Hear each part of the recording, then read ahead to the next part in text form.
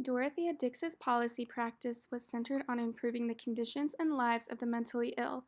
Her work included gathering research about the firsthand experience of the mentally ill, educating others, and advocating for systemic change and humanization of this population.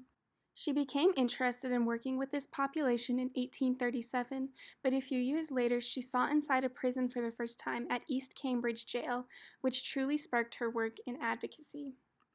In the age of Dix's work, those who broke the law were thrown into prisons with no intentions of reforming them or educating them. Children were often tried as adults and could even be put to death. People were charged fees and could not be released until the fees had been paid.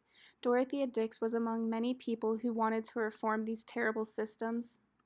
What caught Dix's attention the most was that prisons contained people whose only crime was being mentally ill. These people were kept in inhumane conditions and watched over by guards who used violent techniques and derogatory language to control them. Dorothea Dix illustrates the persistence and courage that is required when engaged in policy advocacy. She faced many setbacks and denials from Congress and other legislators, but she still pressed on to have her policies accepted.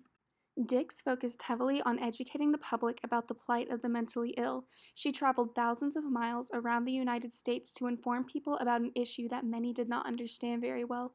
This was important in gaining public support for her ideas of system reformation. Dix also worked to get her policies placed on the agendas of politicians. She made sure that legislators heard her research about the injustices against people with mental illness. She also gave them concrete solutions on how to enact her proposed policies.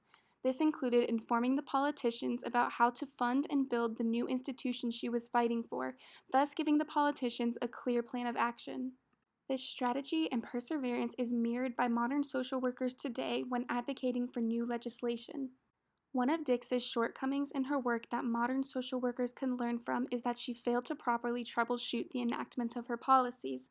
As a result, many of the institutions she advocated for were not properly funded by several states once they were built. As these mental institutions grew more overcrowded and understaffed, Dix's vision grew further and further from reality.